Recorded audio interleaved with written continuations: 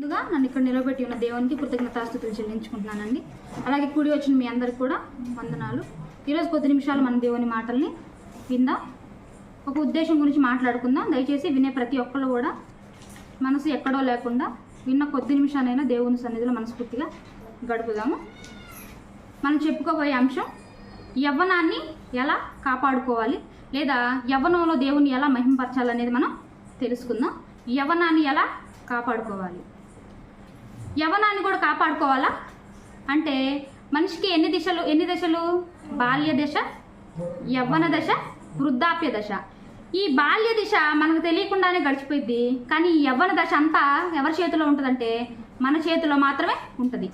ఈ యవ్వన దశను మాత్రం జాగ్రత్తగా నడుచుకుంటే మధ్య దశని, వృద్ధాప్య దశని చాలా ఈజీగా గడిపేయగలం, ఎంతో సంతోషంగా గడిపేయగలం. మరి అలాంటి ఈ యవ్వన దశని యవ్వనాన్ని ఎలా కాపాడుకోవాలని ఒకసారి మనం చూసుకుందాం. టీనేజ్ యవ్వనం అంటే ఎప్పటి నుంచి మొదలవుతుంది? టీనేజ్. ఎప్పటి నుంచి టీనేజ్ అంటే 13 years నుంచి, లేదా ఒక అమ్మాయి మెచ్యూర్ అయిన దగ్గర నుంచి, పెద్ద మనిషి అయిన దగ్గర నుంచి యవ్వనం అనేది స్టార్ట్ అయింది. యవ్వనం స్టార్ట్ అయిన వెంటనే ఏం జరుగుతుంది అంటే ఆలోచనలు మారిపోతాయి. తీసుకునే ఆలోచనలు ఏముండవంటే సరిగా ఉండవు. తొందరపాటు నిర్ణయాలు, ఉడుకు రక్తం మీద ఉంటారు. ఏదో చెయ్యాలని ఉంటుంది కానీ ఏం చేయాలో అర్థం కాదు. ఏది మంచో తెలీదు, ఏది చెడో తెలీదు, ఏ నిర్ణయం తీసుకోవాలో తెలియక యవ్వన స్థితిలో ఏం చేస్తుంటారు మనం చాలామందిని చూస్తూనే ఉంటాం. తొందరపాటు నిర్ణయాలు తీసుకొని వాళ్ళ జీవితాలను నాశనం చేసుకునే వాళ్ళు లేరా అంటే ఖచ్చితంగా ఉన్నారు. సమాజంలో మనం చూస్తూనే ఉన్నాం. కొంతమంది పురుషులు టీనేజ్ ఉన్న వాళ్ళు ఏం చేస్తున్నారు అంటే క్రికెట్ బెట్టింగ్లు కాస్తూ ఉన్న డబ్బునంతా అప్పు చేసి మరలా మా తల్లిదండ్రులకు తెలిస్తే మమ్మల్ని ఏమన్నా అంటారేమని ఆత్మహత్య చేసుకొని చనిపోతున్నారు. ఎందుకు క్రికెట్ బెట్టింగ్ కావాల్సి వస్తుంది అంటే కనీసం రోజుకు 2 వార్తలైనా వస్తాయి. ఇదిగోండి పలానా అబ్బాయి, పలానా స్టూడెంట్ ఇలా క్రికెట్ బెట్టింగ్ కాసి ఉరేసుకొని చనిపోయాడని. ఎందుకు క్రికెట్ బెట్టింగ్ కాయాల్సి వచ్చింది అంటే ఇదిగో నా స్నేహితుడికి ఏముంది 2 లక్షల రూపాయల బండి ఉంది, మరి నాకు 2 లక్షల బండి కావాలి. తల్లిదండ్రులు అడిగితే ఏమంటారు? మీకోసమే కదా కష్టపడుతుంది, మిమ్మల్ని చదివించగాని బండి కొనగలిగే స్తోమత లేదమ్మా అంటారు. అందుకని ఎలాగైనా సరే వాటితో పాటు ఇదిగో నాకు కూడా బండి ఉందిరా అని అనిపించుకోవాలంటే ఏం చేయాలి? తప్పుడు ద్రోవ బట్టి డబ్బును సంపాదించాలి. సంపాదించేటప్పుడు ఆ నిర్ణయం తీసుకునేటప్పుడు ఇది మంచిగా కరెక్ట్ అని ఆలోచిస్తాడా? ఆలోచించడు. ఆలోచించి తొందరపాటులో నిర్ణయం తీసుకొని యవ్వన దశలో తనకే తాను అన్యాయం చేసుకుంటాడు. తను నమ్మిన తన తల్లిదండ్రులకు ఏం చేస్తున్నాడు? ఊరు వేసుకొని అన్యాయం చేస్తున్నాడు. యవ్వన దశలో సరైన నిర్ణయాలు తీసుకోపోతే చాలా ప్రమాదాలు జరుగుతాయి. పురుషుడు ఎలా చేస్తుంటే కొంతమంది స్త్రీలు ఏం చేస్తున్నారు యవ్వన దశలో అంటే మంచి నిర్ణయాలు తీసుకోలేక ఎంతోమంది మరణిస్తూనే ఉన్నారు. మీకు తెలుసో లేదో మొన్న రీసెంట్గా హైదరాబాద్లో ఏం జరిగిందో తెలుసా? ఒక అమ్మాయి తన స్టూడెంట్తో చెప్పిందంట, ఇలా నేను మీతో కలిసి ఎంజాయ్ చేయడానికి నాకు డబ్బులు సరిపోవట్లేదు, మా తల్లిదండ్రులు ఒక మధ్యతరగతి కుటుంబం, వాళ్ళ దగ్గర నుంచి నాకు డబ్బు రావట్లేదు, ఏదైనా పార్ట్ టైం జాబ్ ఉంటే చెప్పు, నేను ఆ జాబ్ చేస్తాను అని చెప్పిందంట ఫ్రెండ్కి. అయితే ఆ ఫ్రెండ్ ఏం చేసిందో తెలుసా? ఇదిగో నీకు పార్ట్ టైం జాబ్ చూపిస్తానని చెప్పి మంచి జాబ్ చూపించకుండా వాట్సాప్లో న్యూడ్ ఫొటోస్ కనుక నువ్వు వాళ్ళకి సెండ్ చేస్తే నీకు వాళ్ళు డబ్బులు ఇస్తారని చెప్పిందంట. మొదట్లో లేదు నేను చెయ్యను, నేను మా అమ్మ వాళ్ళ పరువు తీయదలుచుకోలేదు, ఎందుకంటే మా అమ్మ వాళ్ళు నన్ను ఎంతో కష్టపడి నాకు స్వేచ్ఛనిచ్చి నా మీద నమ్మకంతో నాది పల్లెటూరు అయినా కానీ నన్ను సిటీకి పంపించారు, లేదు నేను అది చేయదలుచుకోలేరు అన్నదంట. కానీ కొద్ది రోజులు గడిచే కొందు తమ స్నేహితులను చూస్తుంటే ఏమనిపిస్తుందంటే అబ్బా ఏముంది వాళ్ళు అంత బాగా ఎంజాయ్ చేస్తున్నారు కదా, అందులో ఏముండదేమోలే అని కొంచెం మెతకబడగానే మరలా వచ్చి స్నేహితురాలు చెప్పిందంట, మేమందరం అది కాదా చేస్తుంది, నీకు ఏ ప్రాబ్లం ఉండదు చెయ్యి అంటే సరే అని న్యూడ్ ఫొటోస్ తీసి పంపించడం మొదలుపెట్టింది. అయితే డబ్బులు వస్తానే ఉన్నాయి, తన జీవితం ఎంజాయ్మెంట్ కానీ తను అనుకున్న విధంగానే సాగుతూనే ఉంది. కానీ మధ్యలో మళ్ళీ తనకు అనిపించిందంట తన తల్లిదండ్రి తనని చూడడానికి వచ్చినప్పుడు వాళ్ళు చూపించిన ప్రేమను చూసి, వాళ్ళు చూపించిన ఆప్యాయతను చూసి అనిపించిందంట, లేదు నేను వాళ్ళని మోసం చేస్తున్నాను, నేను చేసిన కరెక్ట్ కాదని తన స్నేహితురాలతో చెప్పిందంట. ఇక నుంచి లేదు నేను ఇలా చేయదలుచుకోలేదు, నేను మా అమ్మ మా నాన్న పంపించిన డబ్బులతోనే నేను సంతోషంగా ఉంటాను, వద్దు అంటే పక్కనున్న స్నేహితురాలు మంచిదైతే ఏం చేసిద్ది, మొదట్లోనే ఇది తప్పు అని చెప్పేది.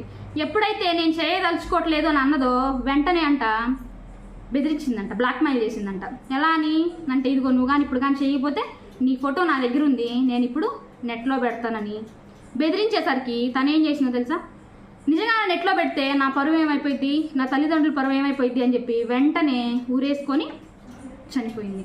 చూడండి, ఒక యవ్వన దశలో ఒక తొందరపాటు నిర్ణయం తీసుకోవడం వల్ల ఎంత దురవస్థ జరిగిందో చూడండి.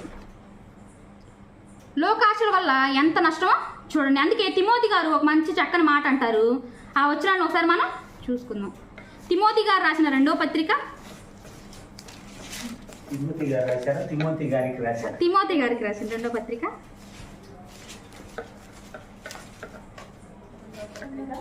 2వ అధ్యాయం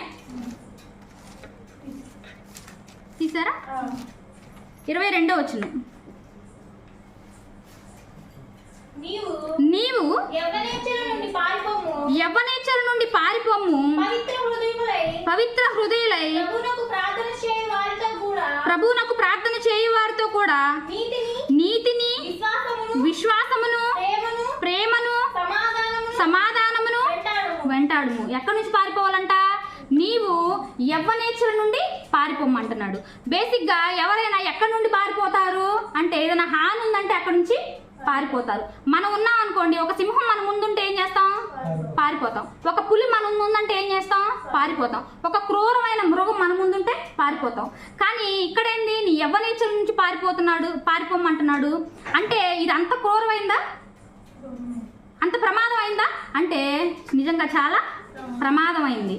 ఇలాంటి ప్రమాదం అయిన దాన్ని గుర్తించలేక ఏం చేస్తున్నారు? అక్కడే ఉంటూ ఎంతోమంది తమ జీవితాలని నాశనం చేసుకుంటున్నారు. నీవు నీ యవ్వనేచ్ఛల నుండి పారిపోము. ఏంటి ఆ యవ్వనేచ్ఛ? ఇచ్చ అంటే కోరిక. ఆ యవ్వన కోరికలు ఏంటి? ఆ యవ్వన కోరికల నుంచి పారిపోమన్నాడు కదా. ఏంటి ఆ యవ్వన కోరికలు అంటే, సహజంగా ఒక అమ్మాయి ఎదిగి మెచ్యూర్ అయిన తర్వాత ఏమనిపిస్తుంది? అట్రాక్షన్ అనేది మొదలవుద్ది. ఒక మంచి అందంగా ఉన్న అబ్బాయిని చూస్తే ఏమనిపిస్తుంది? మనసు ఎలా ఉన్నా, క్యారెక్టర్ ఎలా ఉన్నా లేకపోయినా అబ్బాయిని చూడగానే వెంటనే అట్రాక్ట్ అవుతారు. అలాగే అబ్బాయి కూడా ఒక మంచి అందమైన అమ్మాయిని చూడగానే ఏమవుతారు? వెంటనే అట్రాక్ట్ అవుతారు. ఎగ్జాంపుల్గా అమ్మాయి గురించే మాట్లాడుకుందాం. అమ్మాయి ఒక అబ్బాయి ఎవరైనా దగ్గరికి వచ్చినప్పుడు నువ్వంటే నాకు ఇష్టం అని అంటాడు. అన్న వెంటనే ఏం చేస్తారు? యవ్వన దశలో ఉన్నాం, వెంటనే అట్రాక్ట్ అయిపోయి ఏమనుకుంటారు? మొదట్లో సైలెంట్గా ఉంటారు. తర్వాత ఏం చేస్తాడు? సెకండ్ స్టెప్ వేస్తాడు. ఏమని అంటే, నాకు నా తల్లిదండ్రుల కంటే కూడా నువ్వే నాకు ఇష్టం, నువ్వే నా ప్రాణం, నువ్వే నా ప్రపంచం. ఎక్కడ పెట్టుకొని చూసుకుంటా అంటాడు? గుండెల్లో పెట్టి చూసుకుంటా అంటాడు. ఈ మాటలో విన్న స్త్రీకి వెంటనే ఏమైపోయింది? ఇన్ని సంవత్సరాల నుంచి తల్లిదండ్రులతో కలిసి ఉన్నా కానీ ఏనాడు మా నాన్న కానీ మా అమ్మ కానీ ఏమనలేదు, ఒక్కసారి కూడా గుండెల్లో పెట్టి చూసుకుంటా అనలేదు, ఒక్కసారి కూడా ఎంత అందంగా ఉన్నామని నన్ను పొగడలేదు. నిజంగా ప్రేమ అంటే ఇది అనుకొని ఎంతోమంది స్త్రీలు ఈనాడు ఇలాంటివి ప్రేమ అనే మాయలో చిక్కుకొని ఏమైపోతున్నారు అంటే, చెడిపోవడం అయితే ఒక ఎత్తు అయితే, నమ్మి 25 సంవత్సరాలు పెంచిన తల్లిని తండ్రిని విడిచిపెట్టి వెంటనే నమ్మి వెళ్ళిపోతున్నారు. సరే, వెళ్ళిపోయిన వాళ్ళు ఏమైనా సుఖపడుతున్నారా? సుఖపడట్లేదు. వెంటనే ఏం చేస్తాడు? నువ్వంటే నాకు ఇష్టం అని మొదటి మాటలోనే చెప్పేవాడు క్లారిటీగానే చెప్పాడు. నువ్వంటే, నీ శరీరాలంటే నాకు ఇష్టమని చెప్పేవాడు క్లారిటీగానే చెప్పాడు. కానీ అర్థం చేసుకుని ఏమేమనుకుంది అంటే, అబ్బో నేనంటే ప్రాణం అనుకుంది. ఏ మాట అయితే చెప్పాడో తీసుకెళ్ళిన వెంటనే వాడుకొని వదిలేస్తాడు. వదిలేసిన వెంటనే మళ్ళీ ఏమేం చేసిద్ది? వెంటనే తిరిగి తల్లిదండ్రుల దగ్గరికి పోలేదు. అలాగని వాడి దగ్గర టార్చర్ పడుతూ ఉండలేదు. మరి ఏమైంది అంటే, మరలా ఊరికొయ్యి తీసుకొని ఆ ఊరికొయ్యకి ఏం చేసిద్ది? ఊరేసుకొని చనిపోయిద్ది. ఇదేంటి? ఈ కోరిక ఎప్పుడు పుట్టిద్ది అంటే, యవ్వనంలో ఉన్నప్పుడు పుట్టిద్ది. అందుకే ఈ ప్రమాదం అంతా జరగకుండా ఉండాలి అంటే నువ్వు ఏం చేయాలి అంటున్నాడంటే, వెంటనే నీ యవ్వనేచ్ఛ నుండి పారిపోయిన నువ్వు ఎక్కడికి పారిపోవాలి? యవ్వనేచ్ఛ నుండి పారిపోమన్నాడు కదా.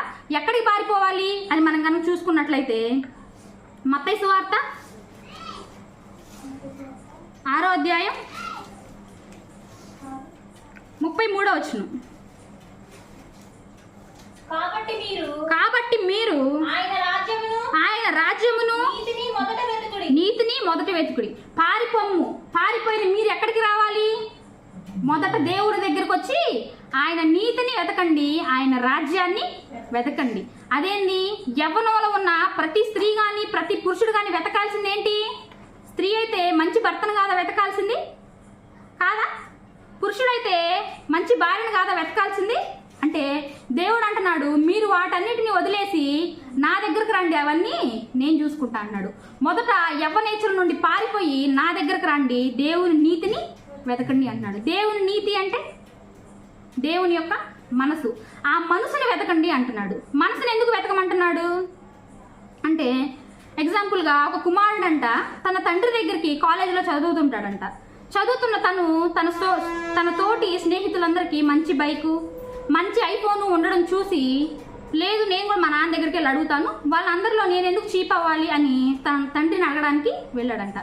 వెళ్ళినప్పుడు తన కొడుకు ఇంటికి వెళ్ళేలోపు తన తండ్రి అంట తన కోసం కష్టపడుతూ ఉన్నాడు కదా, పని నుంచి వచ్చి కాళ్ళ చేతుల నిండా బెజ్జాలు, మొహం నిండా సిమెంటు, మొహంలో ఓపిక పోయి మంచం మీద పడుకొని ఉన్నాడంట.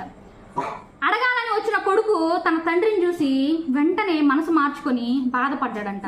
అరే, నా తండ్రి ఏమో నా కోసం ఇక్కడ నేను అక్కడ బాగా చదువుకోవాలని నా కోసం ఇంత కష్టపడుతూ, ఎండలో కష్టపడుతూ, చేతులకు పుండ్లు పెట్టుకొని కాళ్ళకు పుండ్లు పెట్టుకొని అయినా కానీ రెస్ట్ తీసుకోకుండా నా తండ్రి నా కోసం ఇంత కష్టపడుతుంటే, ఛీ నేనేంది ఎవరో అలా ఉన్నారని, ఏదో నా కోరిక పుట్టిందని నేనెందుకు అవి అటువైపు వెళ్ళాను అని అనుకొని వెంటనే మనసు మార్చుకొని తన తండ్రికి సహాయకుడుగా ఉన్నాడంట.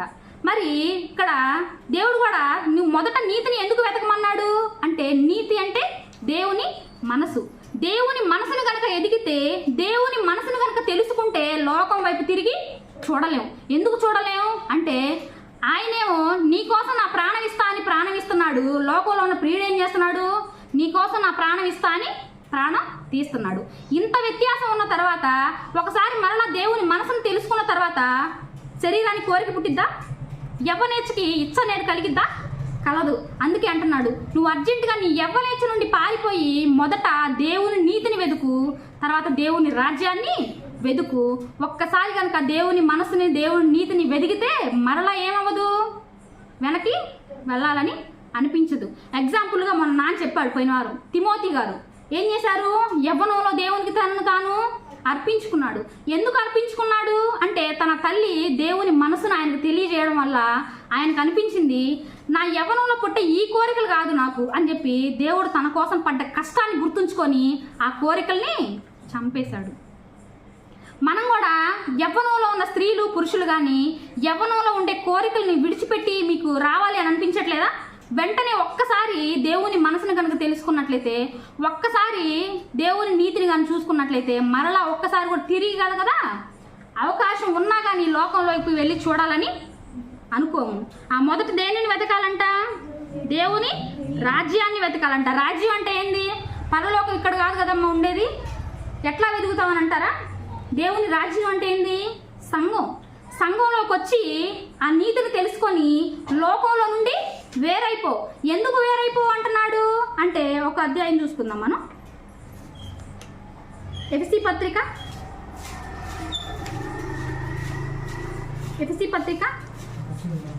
5వ అధ్యాయం 15వ వచనం. దినములు చెడ్డవి గనుక మీ సమయమును పోనీయక సద్వినియోగము చేసుకొనుచు అజ్ఞానుల వలె కాక జ్ఞానుల వలె నడుచుకోమన్నాడు. దినములు ఏంటి అంట, చెడ్డవి అంట.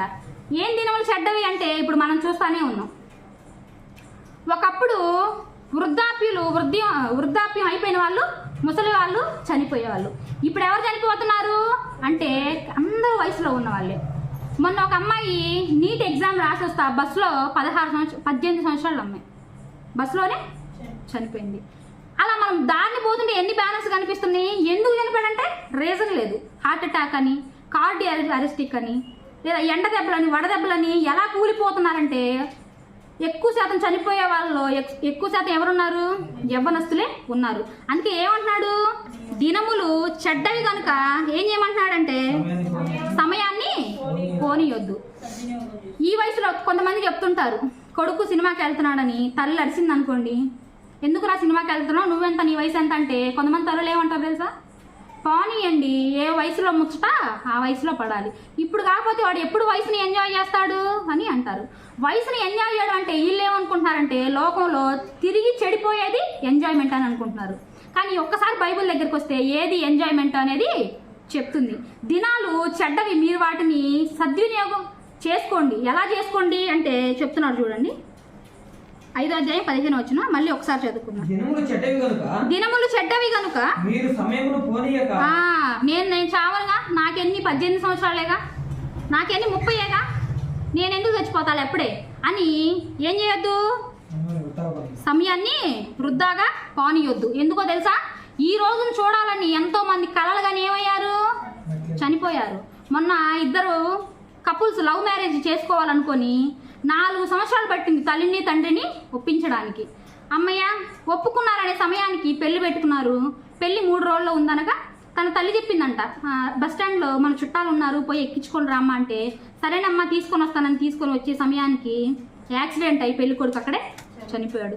అరే ఎన్ని కోరికలు పెట్టుకున్నాడు, తన జీవితాన్ని ఎంత అందంగా ఊహించుకున్నాడు, వాటన్నిటిని అనుభవించకుండానే చచ్చిపోయాడు. అందుకే అంటున్నాడు, సమయమును పోనీయక సద్వినియోగము చేసుకొనుచు అజ్ఞానుల వలె కాక జ్ఞానము వలె నడుచుకున్నట్లు జాగ్రత్తగా చూసుకోండి. జ్ఞానంగా ఎలా నడుచుకుంటాం, జ్ఞానంగా ఎలా నడుచుకుంటాం, జ్ఞానంగా ఎలా నడుచుకుంటాం? తిమోతి గారు ఎలా నడుచుకున్నారు? జ్ఞానంగా. ఒక పక్క అరే ఇంత వయసులో ఉండి ఈడేంది, ఈడు శరీర కోరికలు ఉండవా అని అని అని వేరే వాళ్ళు అంటున్నా కానీ ఏం చేశాడు, అజ్ఞానంగా పట్టించుకోవాలి. ఆ వయసులో తిమోతి గారికి వచ్చుండవా కోరికలు, వచ్చుండవా యవ్వని ఇచ్చలు వచ్చుండవా, వచ్చుంటాయి. కానీ వాటిని ఏం చేశాడు, వాటి నుండి దూరముగా పోయి దేవుని మనసును తెలుసుకున్నాడు. పౌలు గారికి యవ్వని ఇచ్చలు వచ్చుండవా, వచ్చినాయి. కానీ దూరముగా పోయి ఏం చేసుకున్నాడు, దేవుని నీతిని వెతికాడు. మరి మనమేం వెతుకుతున్నాం? 18 సంవత్సరాలు రాగానే తల్లిదండ్రులు మన కోసం పెళ్లి కుమారుని చూడాల్సిన అవసరం లేకుండానే ముందుగా మన కోసం మనమే చూసుకుంటున్నాం. ఒక 20 సంవత్సరాలు రాగానే నీ కోసం ఒక పెళ్లి కూతురుని చూసే పని లేకుండా, ఒక అమ్మాయిని చూసే పని లేకుండా మనల్ని మనమే వెతుక్కుంటున్నాం. సరే చేసుకున్న మీరేమైనా జీవితాంతం సంతోషంగా ఉంటారా? వెంటనే ఒక 2 సంవత్సరాలకి ఏంటి మళ్ళీ వెంటనే విడాకులు. అలా కాకుండా ఒక్కసారి వాటిని విడిచిపెట్టి దేవుని దగ్గరికి వస్తే, దేవుని ఆశ్రయిస్తే దేవుడు ఏమంటున్నాడు తెలుసా, సుబుద్ధి గల భార్య యెహోవా యొక్క దానం అంట. ఎప్పుడు సుబుద్ధి గల భార్యని దేవుడు ఎప్పుడు దానం చేస్తాడు అంటే, నీ యవ్వనాన్ని దేవునికి అర్పించినప్పుడు, మన యవ్వనాన్ని దేవునికి అర్పించినప్పుడు అప్పుడు ఇస్తాడు. ఇదిగో పోరా, నీ యవ్వనాన్ని విడిచిపెట్టి, నీ యవ్వనీచలను విడిచిపెట్టి ఇప్పటి వరకు కూడా నువ్వు ఒక స్త్రీని చూసుకోవాలనుకోలేదే, ఇప్పటి వరకు కూడా పెళ్లి చేసుకోవాలన్న ఆలోచన నీకు రాలేదే, ఎలా ఉంటే ఎలా నాన్న, నీకేది కావాలో నాకు తెలుసు కదా అని అప్పుడు దేవుడు ఏమిస్తాడు, నీ యవ్వనాన్ని దేవునికి ఇస్తే దేవుడు అప్పుడు ఇస్తాడంట. సుబుద్ధి గల భార్య యెహోవా యొక్క దానం. పురుషుడికైనా ఇచ్చేది. సుబుద్ధి గల భర్తని స్త్రీ కనుక తన యవ్వనాన్ని దేవునికి అర్పిస్తే సుబుద్ధి గల భర్తని దేవుడు ఈడ అంటే మనకు కూడా ఇస్తాడు. దేవుడు మనకి సుబుద్ధి గల భర్తని, సుబుద్ధి గల భార్యని ఇవ్వాలంటే ముందు మనం ఏం చేయాలి అంటే, మన యవ్వన ఇచ్చల నుండి పారిపోయి మన యవ్వనాన్ని దేవునికి ఏం చేయాలి, దేవునిలో బతకాలి. తిమోతి గ్రంథంలో ఒక చక్కని మాట ఉంటుంది, మళ్ళీ ఒకసారి మనం అది చదువుకుందాం. తిమోతికి మొదటి పత్రిక 4వ అధ్యాయం 12వ వచనం. యవ్వనమును బట్టి ఎవడును నిన్ను తృణీకరింపనీయకుము. నీ యవ్వనాన్ని బట్టి ఎవరు నిన్ను ఏం చేయకూడదంట, క్వశ్చన్ మార్కు వేయకూడదంట. నీ యవ్వనంలో నీలో ఏ తప్పు చూపించకూడదంట. అదేంది, యవ్వనంలో ఉండేది ఉడుకు రక్తం కదా. సహజంగా అందరూ ఏమంటూ ఉంటారంటే, పిల్లలు ఏదన్నా యవ్వనంలో తప్పులు చేసినప్పుడు తల్లిదండ్రులు సరి చేస్తున్నప్పుడు కామంగా ఒక మాట వస్తుంది, పోనీరా వయసులో ఉన్నారు వాళ్ళకి ఏం తెలుసు, ఇంత ఉన్న మనకే తెలీదు, వయసులో ఉన్నారు కదా వాళ్ళకి తెలియదులే వదిలేయని అంటుంటారు. కానీ ఇక్కడ దేవుడు ఏమనంటున్నాడు తెలుసా, నీ యవ్వనాన్ని బట్టి నీ మీద ఒకళ్ళు వేలెత్తి చూపకుండా నువ్వు బ్రతుకు. నీ యవ్వనమును బట్టి ఎవడును నిన్ను తృణీకరింపనీయకుము, కానీ మాటలోను, ప్రవర్తనలోను, ప్రేమలోను, విశ్వాసములోను, పవిత్రతలోను, ఇవన్నిటికి మన విశ్వాసులు కానీ మాదిరిగా ఉండాలంటే, ఇవన్నీ చేయాలంటే ముందు మనం ఏం చేయాలి, యవ్వని ఇచ్చ నుండి పారిపోవాలి. యవ్వని ఇచ్చ నుండి పారిపోయి మన యవ్వనాన్ని కాపాడుకొని దేవుని దగ్గరికి వస్తే మనం ఎలా ఉంటామంట? మన మీద ఎంత వయసులో ఉన్నా కానీ మన మీద ఒక క్వశ్చన్ మార్క్ అనేది వేయడానికి ఉండదంట. మనల్ని చూసి అంటారంట, అరే అమ్మాయికి 22 సంవత్సరాలుగా, ఇప్పట్లో ఎవర్రా పెళ్లి చేసుకోకుండా ఉండేది? ఇప్పట్లో ఎవర్రా అంత కరెక్ట్గా ఉండేది?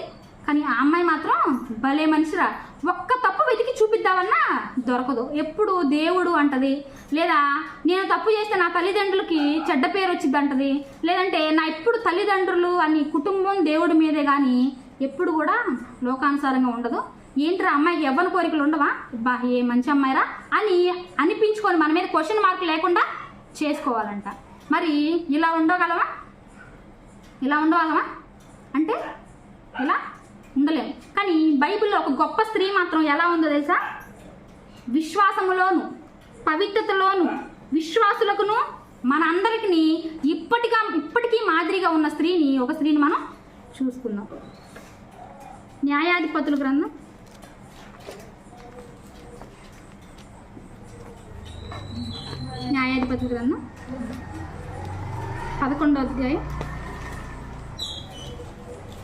11వ అధ్యాయం. ఇక్కడ జరుగుతున్న సందర్భాన్ని నేను మీకు చదువుకుంటూ వివరించుకుంటూ వస్తానండి. 30వ వచనం చదువుతున్నాను. అప్పుడు యొప్తా యెహోవాకు మొక్కుకొనెను, ఎట్లనగా నీవు నా చేతికి అమ్మోనీయులను నిశ్చయముగా అప్పగించిన యెడల నేను అమ్మోనీయుల యొద్ద నుండి క్షేమముగా తిరిగి వచ్చినప్పుడు నిన్ను ఎదుర్కొనుటకు నా ఇంటి ద్వారము నుండి బయలుదేరి వచ్చునదేదో అది యెహోవాకు ప్రతిష్ఠితమగును, మరియు దహన బలిగా దానిని అర్పించెదను. ఇక్కడ యొప్తా గారు ఏం చేస్తున్నారంటే దేవునికి ఒక నిబంధన అనేది చేస్తున్నారు. అమోరీయుల దగ్గర నుంచి నన్ను గనక యుద్ధంలో గెలిపిస్తే నేనేం చేస్తాను అంటే, నేను యుద్ధం నుండి తిరిగి వచ్చేటప్పుడు నాకు ఎవరైతే ఎదురు వస్తారో నేను నీకు బలిని అర్పిస్తాను, లేదంటే ప్రతిష్ఠిస్తానని చెప్తున్నాడు. అయితే ఆయన కోరుకున్న విధంగా యొప్తా గారు యుద్ధంలో గెలిచి తిరిగి ఇంటికి వస్తున్నారనమాట. ఆ మాట యొప్తా గారు ఎందుకు ఇచ్చుంటారు అంటే, బేసిక్గా ఒక యాజకుడు తిరిగి వస్తున్నప్పుడు ఎవరు వస్తారు? పని వాళ్ళు వస్తారు, లేదంటే ఇంకెవరన్నా వస్తుంటారు. 32వ వచనం.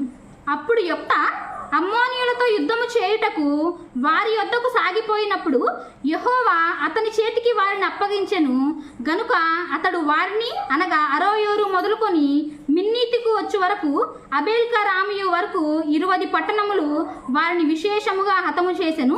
ఇట్లు అమోనీయుల ఇశ్రాయేలుల ఎదుట నిలవకుండా అణిచి వేయబడిది. యుద్ధంలో గెలిచాడు. యొప్తా మిస్పాలోనున్న తన ఇంటికి వచ్చినప్పుడు అతని కుమార్తె తంబూరుతోనూ నాట్యముతోనూ బయలుదేరి అతనిని ఎదుర్కొనిను. ఏం జరిగిందంట? అతను యుద్ధం చేసి తిరిగి వచ్చేటప్పుడు ఏం జరిగిందంట? తన కూతురు తంబూరతోనూ సితారతోనూ నాట్యం చేసుకుంటూ ఎదురుపోయిందంట. తండ్రి గెలిస్తే ఇంత చేయాలా? తండ్రి యుద్ధంలో గెలిచింది, దానికి ఇంత చేయాలా? అంటే ఒక తండ్రి గెలుపును ఎలా చేసింది? పండగలాగా తన తండ్రి కంటే ఎక్కువ ముందుగానే ప్రిపేర్ అయింది. నా తండ్రి ఖచ్చితంగా గెలిచి వస్తాడు అని ముందుగానే ప్రిపేర్ అయ్యి తన తండ్రికి ఎదురెళ్ళింది. యొప్తా గారి కుమార్తెకి తెలుసా తన తండ్రి ఇలా దేవునికి ఇలా మాటించాడని? అంటే తెలీదు. అయితే యొప్తా గారికి ఒక్క కూతురే, కుమారుడు లేదు, ఒక్క కూతురు కానీ లేరు. కేవలం యొప్తా గారు కుమార్తె మాత్రమే ఉన్నారు. అయితే అతను తిరిగి వచ్చి తన కూతురు మొట్టమొదట ఎదురు రావడం చూసి అతను ఏమై ఉండాలి? నాట్యముతోనూ బయలుదేరి అతనిని ఎదుర్కొనెను. ఆమె గాక అతనికి మగ సంతానమే గాని ఆడ సంతానమే గాని లేదు. 2-3 ఉంటేనే ఎంత గారాభంగా చూసుకుంటారు కదా. 2 పిల్లలు ఉంటేనే కనీసం కింద కూడా పడనీయం. మనకున్న దాంట్లోనే ఎంతో గొప్పగా చూసుకుంటాం. మరి యాజకుడు అయ్యింది తన కుమార్తెను ఇంకెంత బాగా చూసుకుని ఉండాలి? పైగా ఒక్క కుమార్తె, ఎంత స్వేచ్ఛ ఇచ్చి ఉండాలి కదా. కాబట్టి అతడు ఆమెను చూచి తన బట్టలు చింపుకొని, అయ్యో నా కుమారి, నీవు నన్ను బహుగా కృంగదీసితివి. బట్టలు చింపుకున్నాడంట. ఎందుకు? అతనికి ఇంకా సంతానం లేరు. పైగా ఎంతో ప్రాణంగా ప్రేమించిన కూతుర్నే బలివ్వాలి అంటే ఏమైపోయాడు? బట్టలు చింపుకొని బాధపడుతున్నాడు. నేను యెహోవాకు మాట ఇచ్చి ఉన్నాను గనుక వినతీయలేననగా చెప్పాడు ఇక్కడ. నేను యెహోవాకు ఇలా మాట ఇచ్చానమ్మా, ఇచ్చిన మాట నేను వెనక తీసుకోలేను అని అనగానే వెంటనే యెఫ్తా గారు వెంటనే ఏమనాలి? ఎగ్జాంపుల్గా ఆ ప్లేస్లో మనం ఉంటే ఏం మాట్లాడతాం? నానా, నేను లేకుండా నువ్వు ఉండగలవా? నువ్వు నన్ను ఎంత గారాభంగా ప్రేమించావో మర్చిపోయావా? నేను చనిపోతే అసలు నువ్వు ఉండలేవు కదా, మరలా దేవుణ్ణి అడుగు నానా అని అంటాం. కానీ యెఫ్తా గారు ఏమన్నారు? యెఫ్తా గారి కుమార్తె ఏమన్నారు? ఆమె నా తండ్రి యెహోవాకు మాట ఇచ్చి ఉంటివా, నీ నోట నుండి మాట చొప్పున నాకు చేయుము. వెంటనే మారు మాట కూడా మాట్లాడలేదు. ఏమంది? నానా, నువ్వు దేవునికి మాట ఇచ్చావా? ఇచ్చిన మాట చొప్పున నాకు చెయ్యి. ఎందుకు అంటే నా తండ్రి దేవునికి ఇచ్చిన మాట వెనక తీసుకోవడం నాకు ఇష్టం లేదు. మహా ఇస్తే ఏం చేస్తావు? బలిస్తా. నీకోసం అది చేయలేనా? నీకోసం నువ్వు నన్ను అంతగా ప్రేమించి ఇప్పటి వరకు ఎంతో జాగ్రత్తగా నువ్వు నన్ను ఒక్క కుమార్తెవని ఇంత జాగ్రత్తగా పెంచుకుంటూ వచ్చావు కదా, నీకోసం ఆఫ్టర్ ఆల్ నేను బలవ్వలేనా? నువ్వు ఇచ్చిన మాట మాత్రం వెనక తీసుకోవద్దు. నువ్వు దేవునికి ఏ మాట ఇచ్చావో ఆ మాట చేసి నువ్వు నిలబడని చెప్తుంది. ఇంకొక గొప్ప మాట ఏదో అంటారు, నిప్పు మీద ఆజ్యం పోస్తే ఏమైంది? ఇంకా పొగరేగినట్టుగా. ఆయన అలా ఉంటే ఇంకా ఆయనకి చేదోడిని ఇస్తుంది, ఇంకా బలాన్ని చేకూరుస్తుంది. ఇయ్యకూడదు నా బిడ్డని అని ఆయన బలహీన పడకుండా ఇక్కడ ఒక గొప్ప మాట అంటుంది. ఏం మాట తెలుసా? యెహోవా నీ శత్రువులైన అమోనీయుల మీద పగ తీర్చుకొని ఉన్నాడు. యెహోవా నీ శత్రువులైన అమోనీయుల మీద పగ తీర్చుకొని ఉన్నాడని అతనితో నేను. ఒకవేళ నువ్వు నా కూతుర్ని నేను బలియలేను అని ఒకవేళ ఎక్కడైనా బలహీన పడతావేమో, కానీ దేవుడు ఏం చేశాడో తెలుసా? ఆయన చేసిన మేలును జ్ఞాపకం చేసుకో. ఇదిగో అమ్మోనీయుల మీద ఆయన పగ తీర్చుకొని ఉన్నాడు, ఇవ్వు నాన్న నన్ను బలివు అంటుంది. అదేని అంత గొప్పగా చెప్తుంది. బలివుడు అంటే సామాన్యమైన విషయమా? కాదు. మరి తండ్రి కోసం తన యవ్వనాన్ని ఏం చేయాలనుకుంటుంది? అర్పించాలనుకుంటుంది. తండ్రి కోసం, దేవుని కోసం. ఇదే స్థితిలో మనం ఉంటే యవ్వనాన్ని కాదు కదా, కనీసం తండ్రికి లోబడి ఉండాలనుకుంటామా? కనీసం ఇలా చేయాలని అనుకుంటామా? ఏది చేయాలనుకో. కానీ ఈమె మాత్రం ఎంత గొప్పగా తన తండ్రికి లోబడి ఉందో చూడండి. ఆ మాట అనడం నిజంగా చాలా గొప్ప విషయం. 37వ వచనం. మరియు ఆమె నా కొరకు చేయవలసినదేదనగా నన్ను 2 నెలల వరకు నన్ను విడుము, నేను నా చెలికత్తెలను పోయి కొండల మీద ఉండి నా కన్యత్వమును గూర్చి ప్రలాపించదనని తండ్రితో చెప్పాను. ఏంటంట? కన్యత్వం అంట. కన్యక అని ఎవరిని అంటారు? పురుషుని కూడని స్త్రీని. అప్పటికి కన్యత్వంగానే ఉందామా? అప్పటికి కన్యగానే ఉందా? చూడండి, ఒక్క కుమార్తె అయ్యి ఉండి ఎక్కడా కూడా తన క్యారెక్టర్ని వదులుకోకుండా తన తండ్రి ఎలాగైతే ప్రేమించాడో ఆ ప్రేమను గుండెల్లో పెట్టుకొని తన యవ్వనాన్ని కాపాడుకుంటూ వచ్చింది.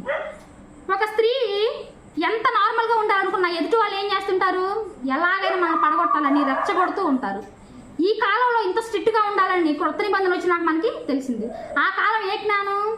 అజ్ఞాన కాలంలో కూడా అంత గొప్పగా అంత స్ట్రిక్ట్గా తండ్రి మాటకు లోబడి తన యవ్వనాన్ని కాపాడుకుందంటే ఇదేమన్నా సామాన్యమైన విషయమా? కాదు. పేతురు గారు ఇందాక ఏమన్నారు? నీ యవ్వనమును బట్టి ఎవ్వడు నిన్ను తృణీకరింపనీకుము. యెఫ్తా గారి కుమార్తె మీద ఏదన్నా ఒక నేరం మోపగలమా? తన యవ్వనాన్ని ఎక్కడైనా విడిచిపెట్టుకుందా? ఎక్కడ కూడా విడిచిపెట్టుకోకుండా ఏం చేసింది? విశ్వాసములోను ప్రవర్తనలోను ఏం చేసింది? మనకు మాదిరిగా చూపించుకుంటూ వచ్చింది. లాస్ట్ 39వ వచనం చదువుకుందాం. ఆ 2 నెలల అంతమున ఆమె తన తండ్రి యొద్దకు తిరిగి రాగా అతడు తాను మొక్కుకునే మొక్కుబడి చొప్పున ఆమెకు చేసెను. ఆమె పురుషుని ఎరుగనే లేదు. ప్రతి సంవత్సరమున ఇశ్రాయేలీయుల కుమార్తెలు 4 దినములు గిలాదు దేశస్థుడైన యొప్తా కుమార్తెను ప్రసిద్ధి చేయుటకు అద్దంట. ప్రసిద్ధి అంటే ఏంది? అందరికీ తెలిసిపోయిందంట. గొప్ప పేరు తెచ్చిందంట. ఎవరికి గొప్ప పేరు తెచ్చింది అంటే దేవునికి కూడా గొప్ప పేరు తెచ్చింది. యొప్తా గారికి గొప్ప పేరు తెచ్చింది. ఏమని గొప్ప పేరు తెచ్చింది అంటే యవ్వనంలో ఉండి కూడా తన యవ్వనెచ్చల్ని కాపాడుకొని తన తండ్రి దేవునికి ఒక మాట ఇస్తే ఆ మాట చొప్పున నిలబడి ఇలా ఉండడానికి ఇష్టపడిందని. రోజుకి ఆమెకి ఎన్ని దినాలంట? 4 దినాలు ఆ కొండ మీదకి వెళ్ళి ఆమె చేసిన గొప్ప కార్యాలని గుర్తు చేసుకొని ఆమెను ప్రసిద్ధి చేసి వస్తారంట. ఇందాక తిమోతి గారి పత్రికలో ఒకటి ఉంది. ఏమని? ప్రేమలోను విశ్వాసములోను పవిత్రతలోను విశ్వాసులకు ఎలా ఉండాలంట? మాదిరిగా ఉండాలంట. యొప్తా గారి కుమార్తె ఇప్పటికీ మనందరికీ మాదిరే కదా? అప్పటికీ మాదిరే, ఇప్పటికీ మనందరికీ మాదిరే. ఆమె మాదిరి అవ్వడానికి ఏం చేసింది? తన యవ్వనాన్ని కాపాడుకొని తండ్రి చూపించిన ప్రేమకు లోబడి ఉంది. మనం కూడా ప్రసిద్ధికి అవ్వాలంటే, మనం కూడా ఇలాగా యొప్తా గారి కుమార్తెలాగా ఉండాలంటే మనం ఏం చేయాలి? యవ్వన ఇచ్చలలో నుండి ఆ పుట్టిన ఇచ్చను ఏం చేయాలి? ఆ ఇచ్చ నుండి దూరముగా పారిపోయి దేవుని దగ్గరకు వచ్చి దేవుని మనసును తెలుసుకోవాలి. ఎంత గొప్పగా తన యవ్వనాన్ని కాపాడుకుందో చూడండి. అయితే లాస్ట్ ఒకే వచ్చిన చూపించి నేను ముగిస్తాను. యొప్తా గారు ఇంత గొప్పగా తన యవ్వనాన్ని కాపాడుకుంటే ఒక స్త్రీ మాత్రం తన తండ్రి ఇచ్చిన స్వేచ్ఛని, ఆ ప్రేమను అర్థం చేసుకోలేక ఎంతో మంది చావుకి కారణం అయ్యింది. ఆ ఒక్క అధ్యాయం చూసుకొని మనం ముగించుకున్నాం. ఆదికాండము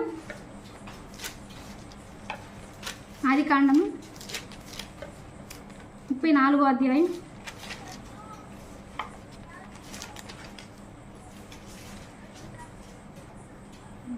1 నిమిషం. లేయా యాకోబునకు కన్న కుమార్తె అయిన దీనా ఆ దేశపు కుమార్తెలను చూడవెళ్ళను. ఎక్కడికి వెళ్ళిందంటే ఆ దేశం ఆమె ఉన్న దేశం నుంచి వేరే దేశానికి వెళ్ళింది. ఎందుకంటే యాకోబు గారికి కూడా ఈమె ఒక్కతే కుమార్తె అయితే ఎక్కువ స్వేచ్ఛని ఇచ్చి ఉండొచ్చు. ఆ దేశము నేలిన హివ్వీయుడైన హమేరు కుమారుడగు షెకెము ఆమెను చూచి ఆమెను పట్టుకొని ఆమెతో శయనించి ఆమెను అవమానపరిచినంట. ఆమెను చూసి ఆమెను పట్టుకొని ఏం చేశాడంట? ఆమెతో శయనించి అవమానపరచబడినంట. వెంటనే ఆమె ఏం చేయాలి? అక్కడి నుంచి పారిపోయి తండ్రి వద్దకు రావాలా? నా తండ్రి నేను ఒక కుమార్తెనని నన్ను గారాభంగా పెంచి నాకు స్వేచ్ఛనిస్తే నేనేదో మీ దేశం చూడాలనుకుంటూ వస్తే నువ్వు ఇలా చేసావురా, అగు నీ పని చెప్తాను అనాలా? ఏం చేసింది అది కూడా చూద్దాం. అతని మనసు యాకోబు కుమార్తె అయిన దీనా మీదనే ఉండెను. అంటే కొంతమంది ఏమంటారంటే ఆమెను ప్రేమించి ఆమెతో శయనించాడని అంటారు. నిజమైన ప్రేమ ఎలా ఉంటుంది? ముందు శయనిస్తారా? మంచిగా ఉంటే ఆ మంచితనాన్ని చూసి ఆమెతో మాట్లాడి అప్పుడు శయనిస్తారా? యాకోబు గారే మనకి ఎగ్జాంపుల్ కాదా? తన తండ్రి ఏం చేశాడు? తన తల్లిని, తన చిన్నమ్మని చూసి ఎలా ప్రేమించాడు? చూడగానే ప్రేమించను అని ఉంటుంది కదా. పోగానే ముందు చూడగానే చెయ్యి నుంచి ఆమెను అవమానపరిచాడా? కాదు. ఎలా?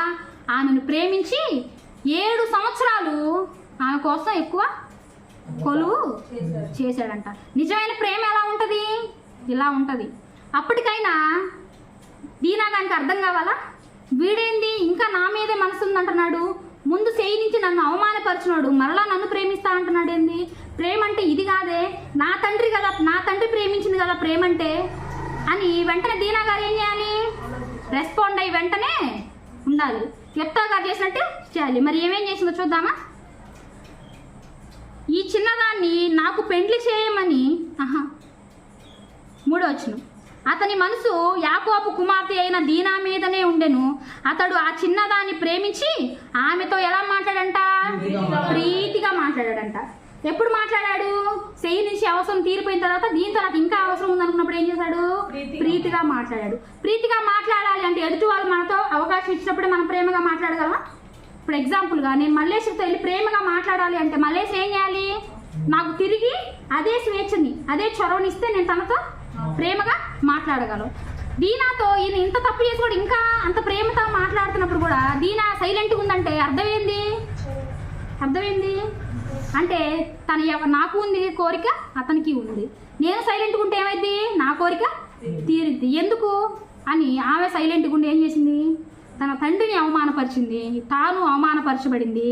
అంతేకాకుండా ఏం చేద్దాం చూద్దామా. ఈ చిన్నదాన్ని నాకు పెండ్లి చేయమని తన తండ్రి అయిన హామేరును అడిగెను. తన కుమార్తెను అతడు చెరిపినని యాకోబు విని తన కుమారులు పశువులతో పొలములో నుండినందున వారు వచ్చే వరకు ఊరకుండెను. షెకెము తండ్రి యగు హోమేరు యాకోబుతో మాటలాడుటకు అతని యొద్దకు వచ్చెను. యాకోబు కుమారులు ఆ సంగతి విను పొలములో నుండి వచ్చిరి. అతడు యాకోబు కుమార్తెతో శయనించి ఇశ్రాయేలు జనములో అవమానకరమైన కార్యము చేసెను. అది చేయరాని పని కనుక ఆ మనుషులు సంతాపం పొందిరి. వారికి మిగులు కోపం వచ్చింది. అందరూ ఏమయ్యారంట, సంతాపము నొందారంట. సంతాపం కాదా, తన చెల్లి పరుగు పోయింది, తన చెల్లితో వేరే ఒకడు శయనించాడు, తన కూతురుతో వేరే వాడు శయనించాడంటే అది సంతాపం కాదా, సంతాపపడ్డారు. సంతాపపడిన తర్వాత